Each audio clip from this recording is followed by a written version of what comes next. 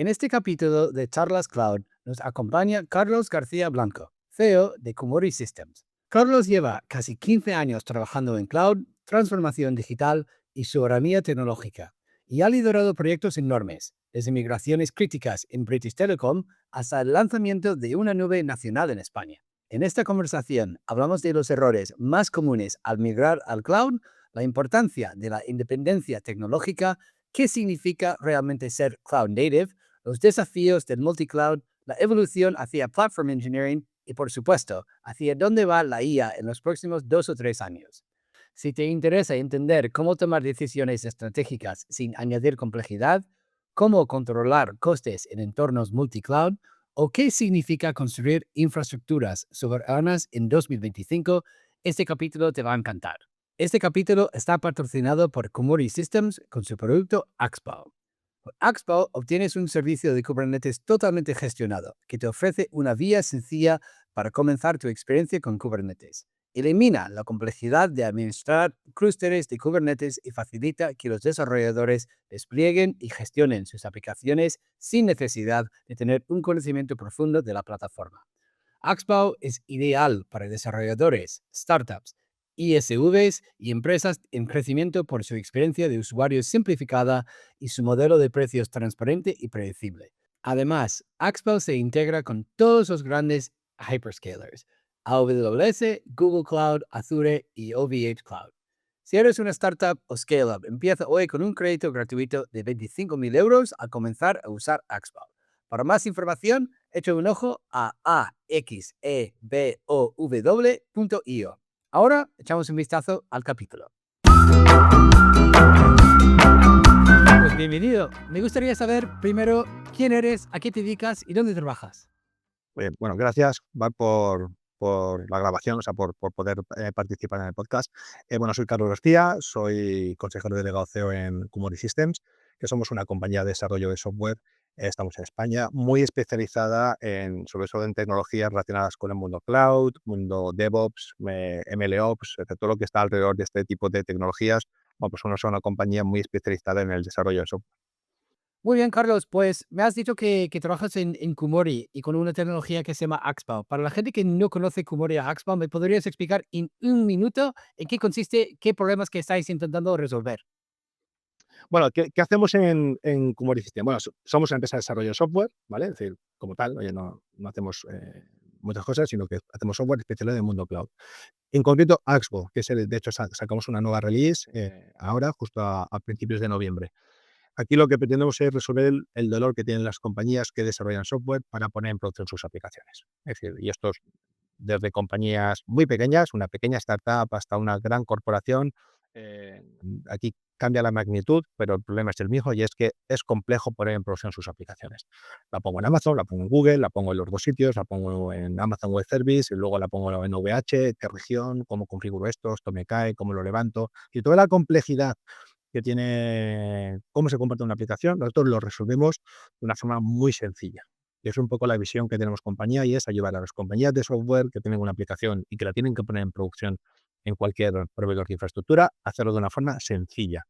Hacer que las compañías se centren en el código, que se centren en sus aplicaciones y no tanto en los problemas derivados de tengo que aprender de Amazon, tengo que aprender de Google, tengo que aprender de Azure, tengo que aprender de otra. ¿De acuerdo? Ese conocimiento, digamos que lo externalizan en una compañía como Cori, que somos especialistas en eso.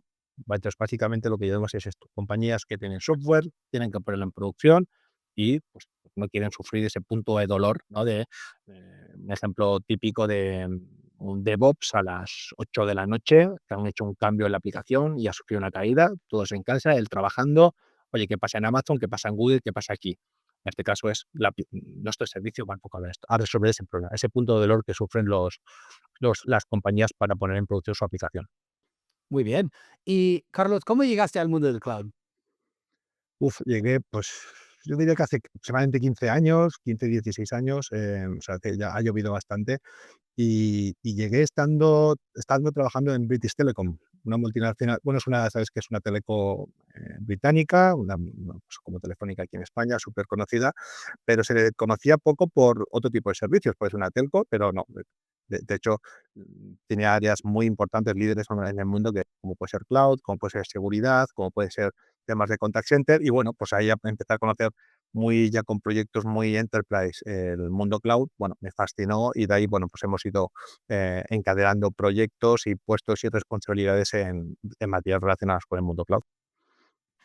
¿Y me podrías contar un proyecto o reto real en la nube que te marcó? Te voy a nombrar 2. Yo diría que, así como proyectos muy diferentes entre sí, uno fue estando en British Telecom, empezamos a trabajar con el mayor bed bank del mundo, o uno de los mayores bed bank del mundo. Básicamente es un mayorista que está, o sea, opera la operación, digamos, cuando cualquier usuario está navegando por internet y quiere reservar una cama de hotel en cualquier hotel del mundo, te vas a Booking, te vas a cualquier plataforma de TripAdvisor, etcétera. Bueno, pues normalmente TripAdvisor de turno no opera contra el hotel, sino que hay un intermediario que es el que facilita un poco toda la transacción. Bueno, pues ese Bedbank, que bueno, se llama Beds, puedo decir el nombre, pues era un proyecto, ya digo, extremadamente complejo, tenían que cambiar de centro de datos, tenían que evolucionar una parte del mundo hiperescalar, que en aquel momento no estaban trabajando. Bueno, pues fue un proyecto súper intenso, yo diría que con unos retos enormes en cuanto a la transformación de los sistemas. Luego seguramente lo tratemos, pero cuando estás pensando en llevar cargas a la nube, cuando estás en un centro de datos on-prem, pues hay que transformar las aplicaciones, ¿no? Y esos son retos que te encuentras todo el camino. Y bueno, sobre todo con una compañía que el 100% de su modelo de negocio es transaccional, es decir, que tengo una caída y tengo un impacto directo en mis ingresos, en mi EBITDA, el resultado de la compañía. Bueno, pues fue un proyecto extremadamente complejo y bueno, la verdad es que aprendí muchísimo en ese proyecto. El otro proyecto es más reciente, más ilusión porque tiene un componente también personal y es, bueno, cuando me incorporé como director general de Oasis a Grupo Aire, había que lanzar una división cloud completa y parte del proceso era montar un proveedor cloud. En aquel momento, pues, me estoy remontando 2020, sí, 2020, y bueno, pues aquí en España pues, conocemos todos a los tradicionales nacionales existentes aquí en España, pero luego estaban, por supuesto, pues, los Amazon Web Service, Google Cloud, Azure y demás. Bueno, pues ahí es donde realmente te dan un juguete, dice, oye, tienes que lanzar un proveedor de infraestructura cloud nacional, con un sabor nacional, con esas diferencias, porque no competíamos con las grandes hiperescalares, pero sí es verdad que al final te los encuentras en los clientes. Y hoy la verdad es que, bueno, fue un proyecto de lanzamiento. Yo diría que es el proyecto, en términos de producto, que más orgulloso me siento. También aprendemos mucho a construir tecnología, desarrollar tecnología, comprar compañías, crear equipos desde cero. Y bueno, y ahí, claro, pues obviamente también es un máster súper intenso a la hora de tener que lanzar un proveedor de infraestructura nacional, que a día de hoy puedo decir que está entre los primeros de aquí de España. Por lo tanto, la verdad es que me siento muy orgulloso y también lo mismo. Aprendí muchísimo en ese periodo de casi 4 años, 3 años y medio, fue súper intenso.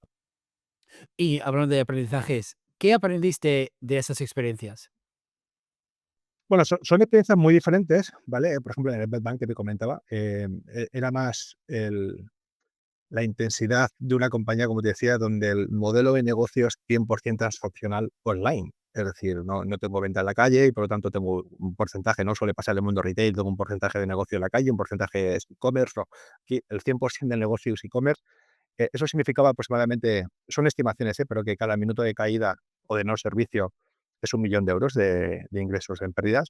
Entonces, imagínate la orientación de todos los equipos a que el servicio estuviera en marcha, aunque fuera con degradado, ¿no? Puedes tener problemas, ¿no? Y se puede degradar el servicio, pero tú estás prestando servicio, ¿de acuerdo? Entonces, la intensidad con la que se vive un servicio de estas características, la cantidad de equipos, la orientación de los equipos al servicio, es espectacular. Esto yo creo, digo, es difícil, yo creo que es difícil de vivir o de aprender ese tipo de entornos si no estás pues eso, con una compañía donde sabes que un minuto de caída conlleva 1.000.000 de euros de ingresos. Pues imagínate lo que desencadena equipos abajo. Y aquí, pues bueno, desde transformación de aplicaciones, migraciones de bases de datos, salir de un CPD, irte a otro centro de datos, subir una parte importante de tus cargas al hiperescalar. En aquel momento fue con Amazon Web Service, luego migramos una parte también a Google Cloud. Es decir, ¿qué aprendimos? A trabajar con muchísima intensidad y sobre todo con estrategia. Es decir, cuando tienes este entorno tan competitivo, em, ahí el que se acomoda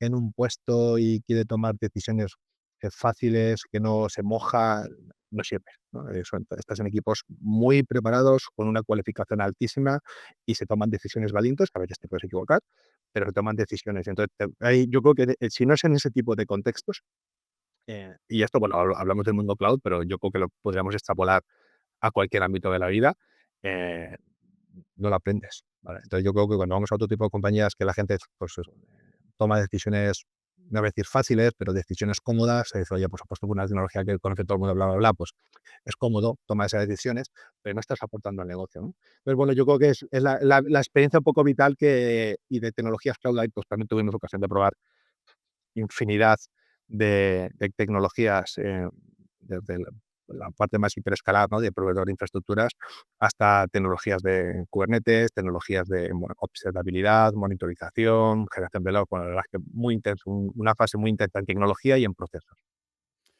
Y Eh, sí, sí, dime, dime, no, dime. sigue, sigue, sigue, No, te sigue, iba a decir perdón. luego, la parte de ahí, te decía, por contra, la parte de ahí de network es muy diferente. En Oasis, cuando montamos, que ahí es una vivencia también tecnológica, pero es verdad que ahí estaba el sistema más delegado a los equipos, es más empresarial, ¿no? De crear, como te decía, crear de cero una división entera, y donde no estás prestando un servicio al cliente final, es un B2B, ¿vale? Sino que estás prestando servicio a otras compañías para que prestes un B2B2C, ¿de acuerdo?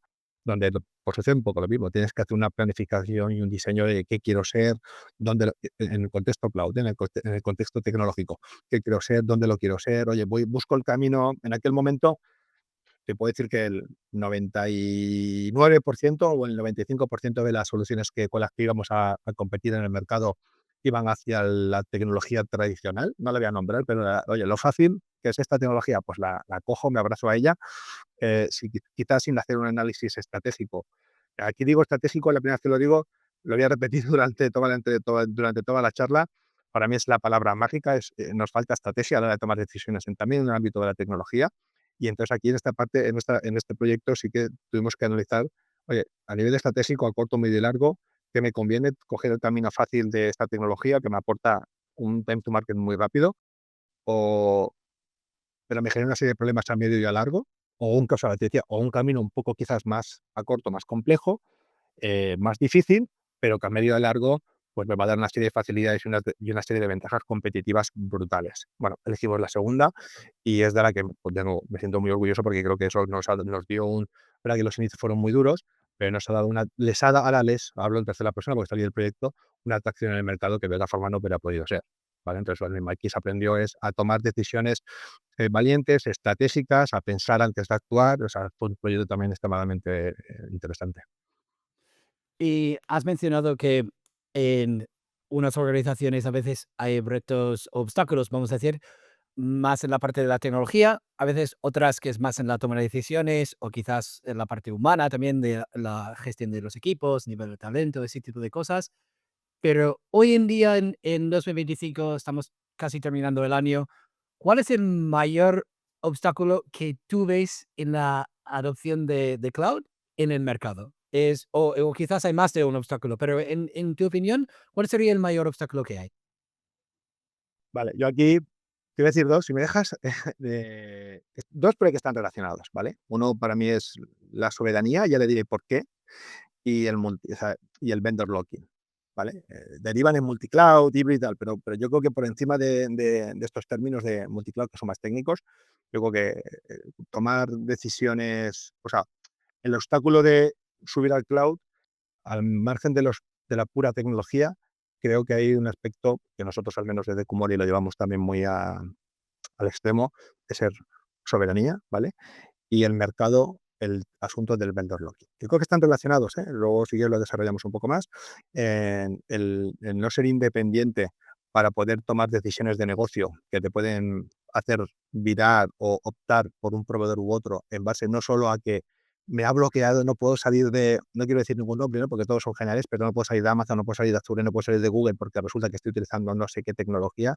Creo que ese es uno de los mayores obstáculos que tienen los clientes o miedos que tienen los clientes a la hora de ir al mundo cloud, ¿vale? Por lo tanto, bueno, y recientemente lo hemos visto, hace 2 semanas cayó una caída global de Amazon Web Service, la semana pasada una caída de Azure en global también, hace unos años OVH se le quemaron los centros de datos, Google caerá. O sea, todas las plataformas no es un problema del proveedor, no es un problema ni de Amazon, ni de Azure, ni de VH.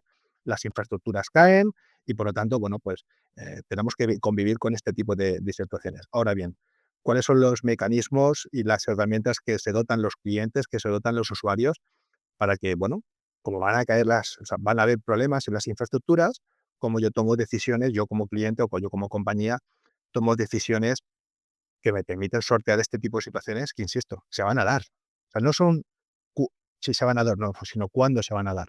Y entonces, bueno, compañías como Kumori, sí es verdad que apostamos mucho por esto. Entonces, yo creo que uno de los mayores obstáculos, pero yo creo que no se tienen, o sea, creo que soy raro en ese sentido, para alojar cargas en la nube, es mantener un aspecto soberano y soberanía, porque hay uno de los puntos de la soberanía que habla de la independencia tecnológica y que eso está relacionado con el vendor locking, ¿vale? Es decir, oye, yo me caso, yo puedo comprar una determinada tecnología, no es un problema eso, pero si tengo que cambiar, o tengo que estar utilizando más de un proveedor cloud, que eso no suponga un problema a nivel técnico. ¿Cuál es la fricción de tengo una carga en el sitio A, la tengo que levantar en el B? ¿Es complejo, no es complejo? Bueno, yo creo que para mí ese sería uno de los principales retos y estoy seguro que esta pregunta a un equipo técnico nunca te la plantearías desde este punto de vista, porque, bueno, son más técnicos y van más al grano, ¿no? Yo creo que esto es una visión más global o más estratégica que deberían de tener las compañías a la hora de decidir qué tecnologías o qué cloud son las que voy a utilizar. Entonces, llegando a algo un poco de polémica, vamos a decir, buscando mayores fallos o equivocaciones que hacen las empresas a la hora de entender cómo funciona la nube o si vamos a hablar un poco de cloud native, igual vendría bien también que saber tu definición de qué es cloud native. Pero ¿qué crees que la mayoría de las empresas están entendiendo mal sobre la nube o operar de una forma cloud native? Sí, vale, si vamos un poco más a la parte cloud, ha madurado mucho el mercado, ¿eh? Ya, yo creo que, bueno, digo, he dicho antes que lleva 15, 16 años en el mundo cloud. Si nos vamos a aquella época, pues ha llovido mucho, las compañías ya han empezado. Yo creo que nadie cuestiona las bondades de qué significa ir al cloud, pero aún así yo creo que, o sea, con todo con eso, de que han pasado muchos años, es una tecnología, o sea, a nivel, hay mucha oferta en el mercado, múltiples proveedores, locales, regionales, globales, con múltiples tecnologías. Yo creo que hay una gran parte del mercado que todavía no ha ido al mundo cloud, ¿vale? O sea, que creo que el mercado tiene mucho recorrido, ¿vale? Ya empiezan a equilibrarse también en clientes que fueron al cloud, luego volvieron o volvieron, pero una parte se quedó en cloud. Es decir, toda esta parte ha ido madurando y aún así yo creo que siguen cometiendo un gran error. Y es que se piensan que subir al cloud es coger lo que tengo on-prem y me lo llevo al cloud. Es decir, una especie de lift and shift, ¿no? Y eso sigue pasando. Y es sorprendente, ¿no? Porque, oye, como he dicho, pues creo que el mercado ya llevamos muchos años utilizando tecnologías cloud. Amazon, no sé cuántos años llevará ya en el mercado, pero tiene que estar rondando esto. Bueno, creo que falta un poco todavía de formar, ¿no? Y de evangelizar al mercado, que uno no se va a irse a la nube, no escoger el monolito que tengo en el cuarto de la escoba en un servidor o en un hosteado o colocado o colocation en un centro de datos y me lo llevo a la Amazon, o a Azure, al hiperescalar que sea, sino que hay que transformar las aplicaciones y conlleva un esfuerzo superior, ¿vale? Y otra de las grandes equivocaciones es que es más barato, es que tienes un ahorro de costes. Entonces, aquí también es un factor fundamental que el driver principal que tiene que tener una compañía para subir o no una carga a la nube nunca puede ser el coste. El coste es un factor fundamental, eso sí hay que ver cómo quieres que se comporte, si quieres que sea más CAPEX o que sea OPEX, es decir, o sea, lo que quiero decir con esto es que no es evidente que haya un ahorro de costes y por lo tanto, bueno, pues yo creo lo mismo, hay que evangelizar más en que irse a la nube no es cojo lo que tengo, me lo subo así lift and shift, ni me voy a la nube y donde me gastaba X me voy a gastar medio X, no. Resulta que ir a la nube tiene costes, costes operacionales también, no solo costes de infraestructura, sino costes de operación. Y por otro lado, pues eso, hay que transformar las aplicaciones. Las aplicaciones no se comportan lo mismo cuando las tienes en un servidor grande o mainframe, lo tienes en tu casa, a cuando lo tienes que subir a la nube, que bueno, pues seguramente toques ir al mundo que luego ahora seguro que lo hablamos, a temas de dockerizar, containerizar, ir al mundo de Kubernetes. Entonces, bueno, pues eso, yo creo que son dos de las principales o dos errores graves a los que muchas compañías se suelen encontrar. Otra cosa es el mundo cloud native, bajo mi punto de vista, ¿vale? Que es la segunda parte de lo que preguntabas, que yo creo que ahí lo anterior ya no lo hemos saltado, es decir, conocemos bien qué es, lo he dicho, cliente que va a un mundo, o sea, qué significa ser cloud native, ¿no? Yo creo que es de verdad tener una estrategia clara, ya no de dónde pones tus aplicaciones a correr en nube, ¿vale? Sino que ya has nacido desarrollando aplicaciones preparadas y pensadas para estar corriendo en un entorno distribuido. Yo digo que la principal diferencia a nivel técnico, y seguro que si esto lo escucha algún técnico, se llevaría las manos a la cabeza, básicamente es de que todo está en un único servidor, porque yo tengo una gran aplicación y está corriendo en un único servidor, por lo tanto, todas las comunicaciones que se generan dentro del servidor, las políticas de seguridad que se generan dentro del servidor, etcétera, etcétera, etcétera, está todo bajo un mismo sistema operativo, ¿de acuerdo? ¿Qué pasa? Cuando te vas a un entorno tan distribuido, que puede ser que me caiga un servidor y ese servidor se pueda levantar en otra zona o en otra región o en otro clúster, es decir, toda esa complejidad que sea, es que va a estar corriendo la misma aplicación que estaba en un único servidor, va a estar corriendo en un entorno súper distribuido. Por lo tanto, tienes que empezar a explicar y a desarrollar aplicaciones en las que tienes que indicar cómo quieres que se comporte ante esas determinadas situaciones, ¿vale? Ya que aparecen los microservicios y oye, cómo se comunica un microservicio con otro, cómo tengo que definir las network policies, las security policies, todas estas cuestiones que son muy técnicas, que yo tampoco entro, pero sí que tienes que preparar tus aplicaciones para eso. Entonces, bueno, pues para mí eso es el cloud native, ¿no? Es decir, sacar provecho de verdad a todas las ventajas, que son muchas, que te va a ir a la nube. Pero insisto, si tu aplicación no la has transformado, no la has preparado para sacar ese provecho, lo que estás generándote es un problema, porque la aplicación no se va a comportar bien, insisto, a nivel de costes vas a tener un sobrecoste encima de la mesa, incluso costes operacionales. Entonces, bueno, para mí Cloud Native es ya tener una cultura y unos procesos dentro de la compañía donde tus aplicaciones están diseñadas, programadas y preparadas para sacar todo el provecho que te da estar corriendo en una o en múltiples nubes, ¿no? Porque yo creo que una de las ventajas de la nube precisamente es esa. A mí que por debajo pueda tener tres proveedores de infraestructura, a la aplicación le da igual. La aplicación tiene que estar funcionando y o sea, le da igual, entre comillas, es agnóstico a la capa de infraestructura que tengo por debajo. Para mí es eso ser cloud native. Y yo creo que ahí el mercado no estamos, y yo creo que todavía aquí tenemos muchísimo, muchísimo recorrido por delante. Y Carlos, como sueles hablar con gente, vamos a decir, stakeholders desde CTOs, gente que trabaja en startups, grandes empresas, con el trabajo que hacéis, al final, ¿cuál es el consejo que más estás repitiendo a esa gente? Da igual el tamaño de la empresa, pero ¿cuál es el consejo que te encuentras repitiendo con más frecuencia?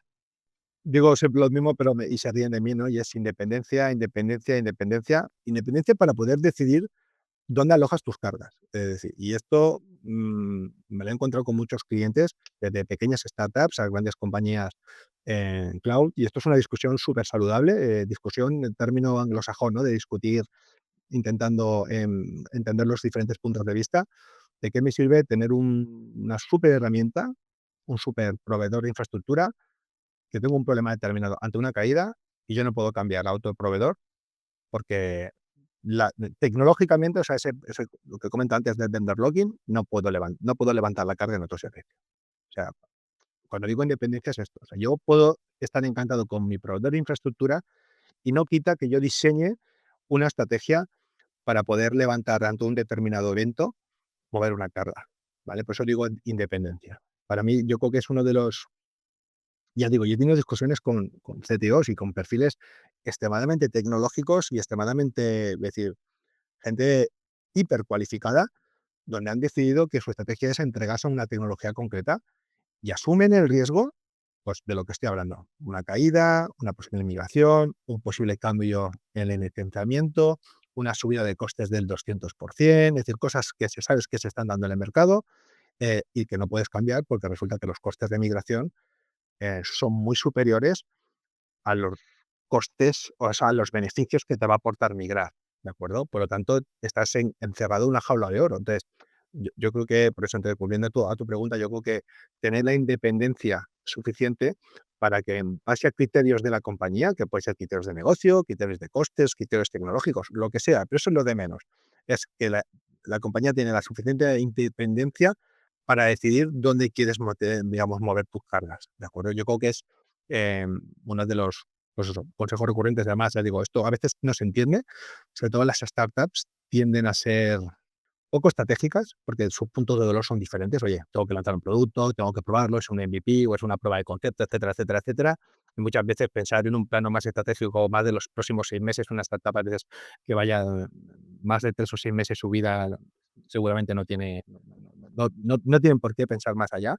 Pero yo creo que es cimentar bien las decisiones, teniendo en cuenta esto. Yo creo que, y al igual no he tenido ocasión en algunas incubadoras o aceleradoras importantes, intentar marcar este punto de vista y de chicos, que mañana vas a tener que migrar, mañana vas a tener que utilizar, mira, lo digo también mucho, oye, tú quieres utilizar los créditos de Amazon, pero cuando se te acaben los créditos de Amazon, utilizar los créditos de Google, pues para eso tienes que pensar que vas a tener que moverte y que el movimiento no te suponga un dolor de cabeza importante o que te suponga tener que hacer una parada muy larga, etcétera, etcétera. O sea, cosas tan banales como esta, ¿no? Y es un tema puramente práctico, ¿no? De, oye, quiero continuar ahorrando mis costes y por lo tanto voy a mover mi aplicación de un sitio A a un sitio B porque me dan créditos. Oye, pues eso, todos los hemos hecho, ¿vale?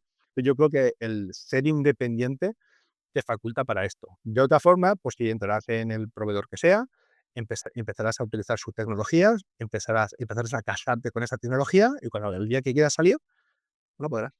Yo creo que esto es uno de los principales problemas que hay. Vale, Carlos, otro reto que están encontrando muchas empresas a la hora de empezar con el tema de cloud, también hablar de Kubernetes, ese tipo de tecnologías, es el tema de los costes, ¿vale? Nadie quiere ir a su jefe y decir que hay un aumento de costes, de gastos, de todo con ese tema de cloud. Y mucha gente tiene muchas dudas a la hora de empezar porque están como esperando como el ostión que les va a dar si empiezan con esas tecnologías. ¿Cuál es tu respuesta a empresas que tienen dudas respecto a la parte de costes de optimización de los recursos en la nube? Muy buena pregunta, Bart. A ver, aquí son varias un poco ramificaciones. Por un lado, a los típicos perfiles de DevOps, que yo creo que es una evolución de lo que antes eran los equipos de sistemas, ¿vale? Que ahora se han especializado en el mundo cloud, pues con esta terminología de DevOps, como filosofía también de trabajo, ¿eh? DevOps no es un perfil, ya sabes, es más una filosofía de trabajo o cultura de trabajo dentro de los equipos IT, pero es que se les ha encasquetado, ¿vale? Algo así entrecomillado, la gestión de los costes.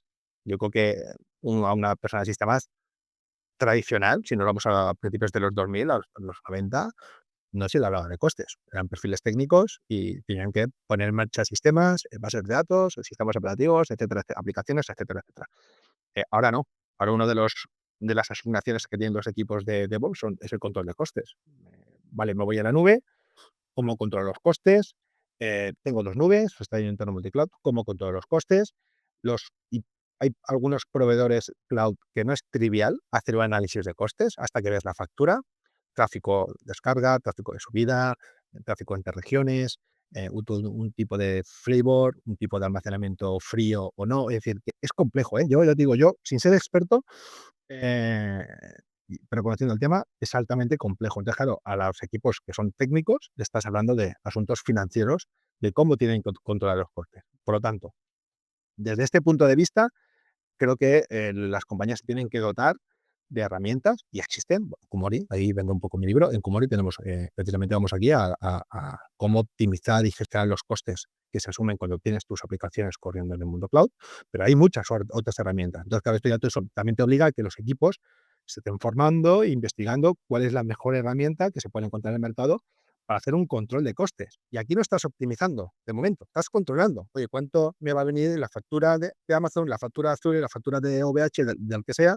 Porque, insisto, es difícil hacer un control. Y luego es la dificultad de costes ocultos que he dicho, ¿no? Y dice, oye, pues me empiezan a llegar las facturas y yo esto no lo he contratado, lo tienes que desencontratar. Es decir, que, insisto, es una dinámica que no está pensado para que los equipos técnicos estén controlando esto, pero sin embargo, sí que está siendo uno de los entornos, y ya digo, no te puedo poner un caso en concreto, te puedo poner infinidad de casos que has subido una aplicación a la web, es que empiezas a recibir costes, que es que antes pagaba X y ahora pago 4X, 3X, 2X.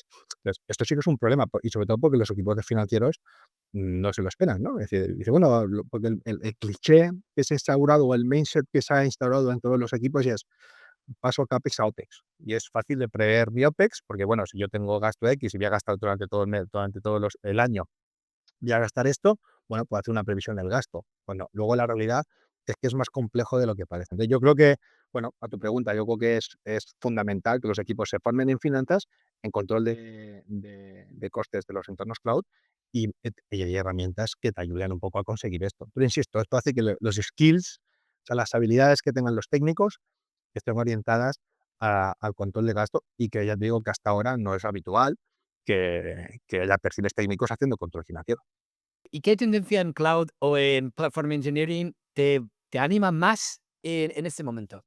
Y Bueno, quizás yo creo también que ayudaría a definir platform engineering para gente que sí, quizás no conoce sí. ese Yo término. yo creo que así como concepto general, yo creo que la evolución va a ser hacia platform engineering en el mercado en general. Es verdad que sobre todo yo creo que este concepto está pensado para compañías ya de un tamaño, ¿vale? Para mí un platform engineer es tener un framework dentro de la compañía que no solo es una herramienta para hacer el deployment o una herramienta para hacer la observabilidad o una herramienta para tener, sino tener todo un entorno que te permite gestionar el ciclo de vida completo de la aplicación. Desde el desarrollo hasta el despliegue y luego la operación posterior, actualizaciones, CICD, etcétera, etcétera, etcétera.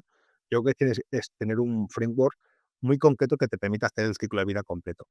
Y aquí hay, bueno, hay bastantes plataformas y bastantes herramientas y yo creo que las grandes, yo creo que esto lo empujaron mucho las muy grandes, yo creo que ya hay algunas compañías que no hace falta ser tan grandes como para ir también a un modelo de estas características y por lo tanto yo creo que se terminará convirtiendo en un estándar. Lo que tenemos que ver, cada compañía tendrá que ver cuál es su estándar o su plataforma de platform engineering que se encaje más con su modelo. Yo creo que el modelo tradicional de tengo una herramienta o una micro herramienta para micro temas, oye, pues una herramienta especializada en esto, otra en esto, que al final hay una diapositiva muy interesante por internet, ¿no? Que es que el ciclo de vida de desarrollo, no sé, te aparecen igual 80, 90, 100, 150 logos, porque son micro herramientas, cada una la mejor en su campo.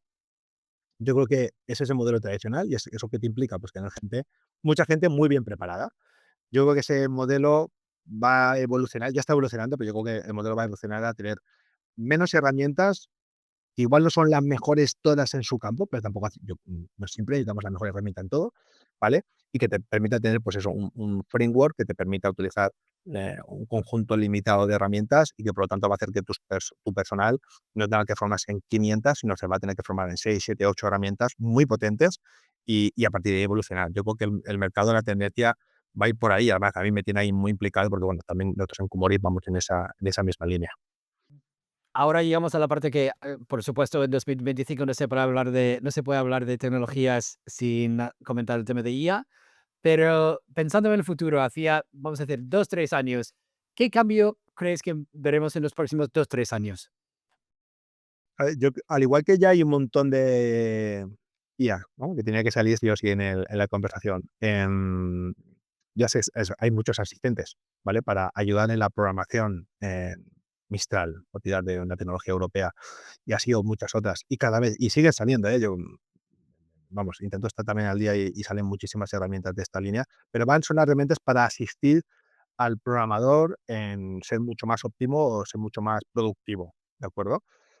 Yo creo que van a aparecer tecnologías de IA en el campo de la gestión, ¿vale? Es decir, oye, en ese framework que estábamos comentando antes, creo que va a haber tecnologías que te permitan de una forma casi a nivel conversacional poder definir cómo se tienen que despegar y gestionar las aplicaciones que están en producción. Yo creo que la IA se va a meter en ese campo. Yo mm, he visto alguna cosa, ¿vale? Nosotros en Kumori System tenemos también en nuestro roadmap apoyarnos en tecnologías de IA para poder ayudar también a los operadores de la plataforma a poder gestionar sus aplicaciones, pero yo creo que la tendencia va a estar por ahí. Yo creo que vaya más, me parece algo bastante asombroso, ¿eh? Te digo, yo creo que el mercado se ha focalizado más en la comunidad de los desarrolladores y no he visto tantas herramientas orientadas en el mundo de los operadores, de los DevOps, ¿vale? De cómo poder implementar IA a la hora de gestionar los despliegues, la gestión de las aplicaciones y demás. Creo que va a ir por ahí. Vale, y otro tema que has comentado anteriormente, el tema de soberanía.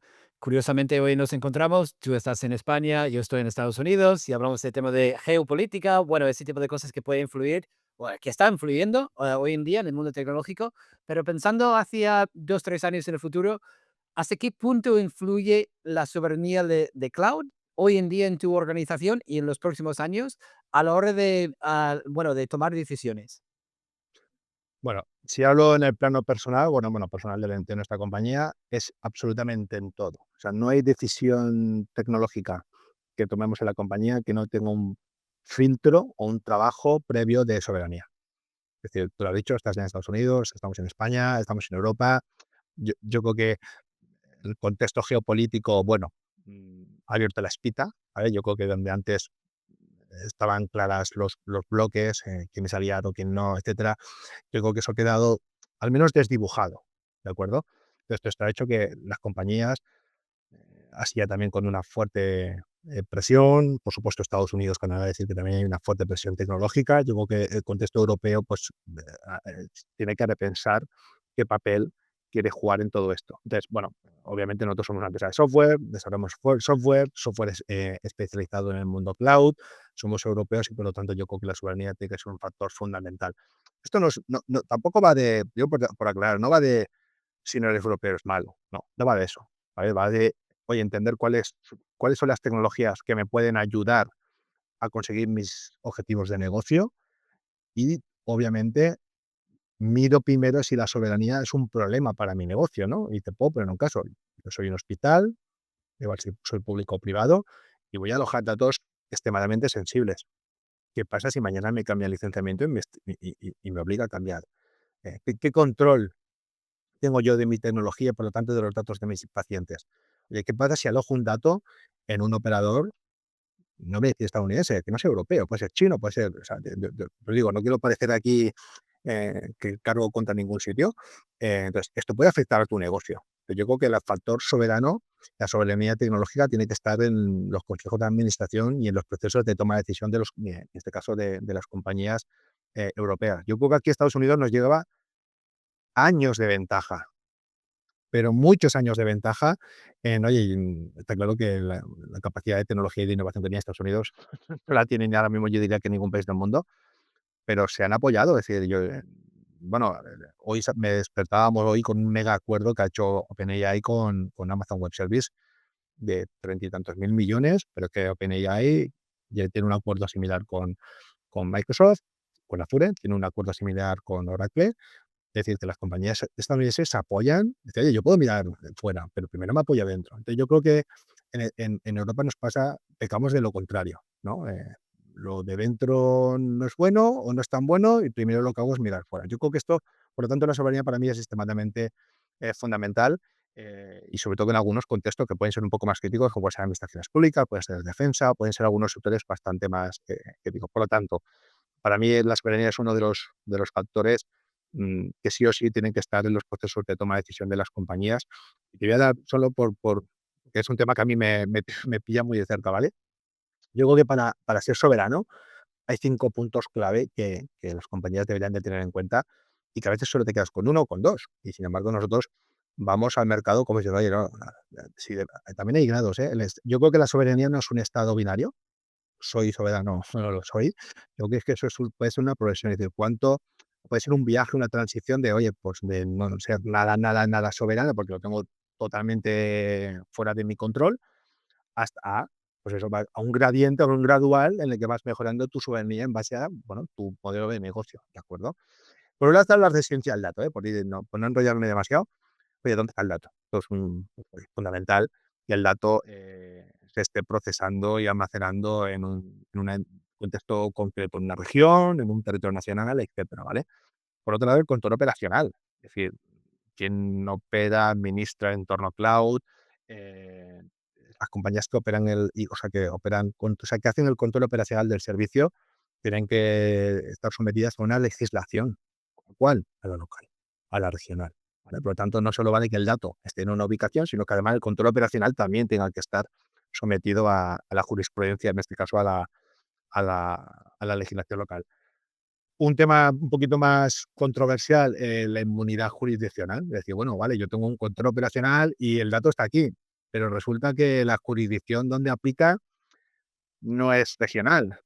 Te pongo un ejemplo en este caso de tu país, en, EBAR, que es la Cloud Act, ¿no? Hay una Hay una ley que, bueno, pues que sí interrumpe un poco la jurisdicción de donde se está operando. Por lo tanto, yo creo que las compañías tienen que ser al menos conscientes y conocedoras de esto. Esto no, insisto, no es ni malo ni bueno. Simplemente hay que tenerlo como un elemento más a la hora de saber hasta qué punto estás o no protegido ante este tipo de leyes. También China tiene la propia, tiene la ley similar, ¿de acuerdo? Luego, cumplimiento normativo, esto es súper evidente, oye, pues tienes que estar alineado con las normativas nacionales de protección de datos, ciberseguridad, pues aquí en España, por ejemplo, el Esquema Nacional de Seguridad Alto, o bueno, alto, medio, bajo, depende del grado de exigencia, o la GDPR, ¿vale? Por lo tanto, cumplimiento normativo. Y luego, por último, la independencia tecnológica, es decir, el uso de un software o de infraestructuras que se han desarrollado en local. También es un factor, esa te da independencia frente a terceros. Entonces, si tú coges estos 5 elementos, residencia de los datos, control operacional, inmunidad jurisdiccional, cumplimiento normativo, independencia tecnológica, insisto, si tú cumples con estos 5, es cuando podemos decir, bajo mi punto de vista, que una compañía cumple con unas determinadas características de soberanía cloud o soberanía tecnológica, ¿vale? Insisto, si cumples los 5, perfecto. Si cumples 3, perfecto. Si cumples 4, perfecto. Cada compañía tiene que encontrar cuál es el que se encaja perfecto para su modelo de negocio. ¿Vale? Y también sabemos que para estar encima de todos esos cambios que están pasando, lo que acabas de comentar, desde los acuerdos entre OpenAI y los grandes proveedores cloud, si estamos hablando de cambios de gobierno respecto a privacidad, todo ese tema de datos, requiere un esfuerzo y eso agobia a mucha gente, quema a mucha gente el hecho de que hay tanta información saliendo cada minuto, tal. En tu caso, Carlos, ¿cuáles son los recursos que utilizas, que sean blogs, podcasts, vídeos, libros, cualquier recurso en ese sentido? ¿Cuáles son tus recursos que usas a nivel diario, semanal, mensual, para estar al tanto de todos esos cambios en ese mundo cloud? Sí, a ver, yo creo que también tenemos esa sensación de FOMO, ¿no? Esto de me estoy perdiendo cosas, tengo que seguir buscando, buscando, buscando. Yo creo que al final hay que poner un límite, ¿vale? Pero sí, yo creo que de forma diaria, em, TechCrunch para mí es un portal súper necesario. Data Center Dynamics, que es otro portal de más de centro de datos y tecnologías alrededor del entorno cloud. Gartner, o sea, luego las consultoras Gartner, IDC, pues bueno, tener una visión bastante actualizada de los informes o tendencias y tecnologías que van saliendo. Yo diría que son, sobre todo en este sentido, ya digo, yo también por mi cargo no bajo a cuestiones tan foros hipertecnológicos, ¿vale? Como sí que hay. También sigo a varios youtubers, influencers dentro de la rama de la tecnología que están en YouTube y ahí también pues suelen ser un punto de entrada de información, pero yo diría que TechCrunch, Data Center Dynamics, IDC Kernel son las principales que suelo tener. Hay alguna más, que ahora no me viene a la cabeza, pero vamos, que estas son las principales. Y esto casi es a diario, ¿eh? Esto no es, yo diría que no es ni mensual ni semanal, es diario. Luego, ahora que luego hay prensa un poco más especializada, por ejemplo, en defensa, nosotros ahora tenemos una especialidad vertical de desarrollo de software en defensa, pues está Infodefensa, y que bueno, ahí, y hay luego sectores verticales que también hablan de tecnología cloud en el ámbito concreto de la defensa y, bueno, por supuesto, también te obligan a estar muy informado e intentar estar al día de este tipo de elementos. Entonces, sí, eh, conlleva mucho tiempo intentar estar. Y digo intentarlo, porque siempre te pierdes cosas de eso, el FOMO siempre piensas que se te está escapando algo y luego además también tenemos una comunidad más de colegas ya del sector que bueno, siempre estamos con el WhatsApp y creando también ahí nuestros chats que también te llega mucha información que igual no estás eres conocedor de primera mano y te suelen llegar operaciones de pues como este que le he dicho de Amazon, ¿no? De que has llegado a un acuerdo con, ha salido en expansión, si no recuerdo mal hoy, que ha llegado a un acuerdo con Amazon de 30 y tantos mil millones. Ahora me gustaría que cerremos con un consejo para ejecutivos. Y si mañana o hoy mismo tuvieras que darle una sola recomendación a un CEO o CTO en España que quieren acelerar en cloud sin añadir complejidad, ¿cuál sería? En un minuto. Yo diría aquí, y va a sonar a cliché, ¿no? Pero es tener visión estratégica.